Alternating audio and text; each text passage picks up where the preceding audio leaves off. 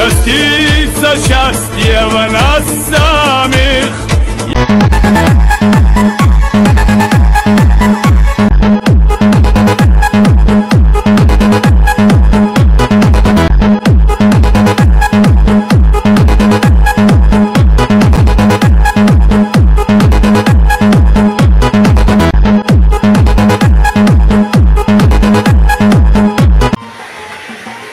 Assalamualaikum warahmatullahi wabarakatuh. Saudara sekalian, jumpa kembali pada channel Bahar Buluh.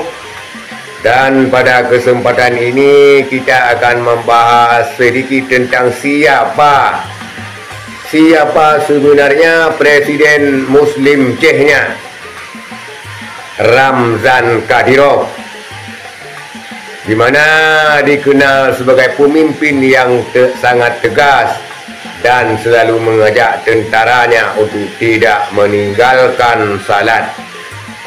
Saudara sekalian, Ramzan Kadyrov ini lahir pada 5 Oktober 1976 dengan nama lengkap Ramzan Ahmadovich Kadyrov. Dan sekarang tentunya beliau berumur lebih kurang 47 tahun. Ramzan Kadyrov adalah anak daripada Presiden Chechnya periode 2003 yang bernama Ahmad Kadyrov, dan dia diangkat menjadi Presiden Chechnya pada umur 31 tahun.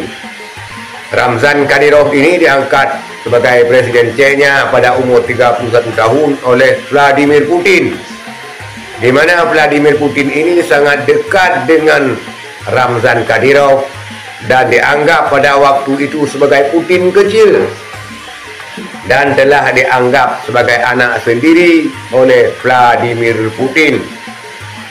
Ramzan Kadyrov ini adalah seorang Muslim yang sangat taat terhadap ketentuan agama, pemimpin yang sangat taat kepada agamanya, dan dia sangat gencat dan tegas menentang segala macam bentuk radikalisme, dan pernah ditawarkan oleh ISIS siapa saja yang bisa memenggal kepada Ramzan Kadyrov dengan harga 5 juta US dollar, saudara sekalian, ataupun dengan rupiahnya lebih kurang 71 miliar rupiah. Ramzan Kadyrov ini adalah seorang yang hafiz Al-Quran. Ramzan Kadyrov ini benar-benar hafiz Al-Quran dan selalu mengajak tentaranya untuk tidak meninggalkan salat. Tentara Ramzan Kadyrov akan diberi sanksi apabila meninggalkan salat, saudara sekalian.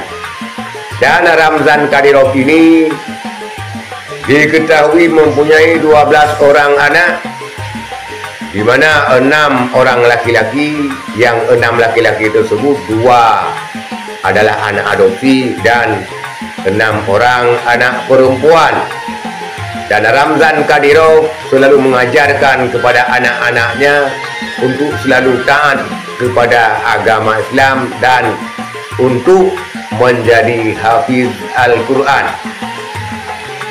Dan seperti anak perempuannya yang tertua, saudara sekalian, yang sangat taat kepada agama dan juga hafiz Al-Quran, yang telah diangkat menjadi Menteri Kebudayaan daripada negara Chechnya, saudara sekalian, yang bernama Aysat Kadyrova.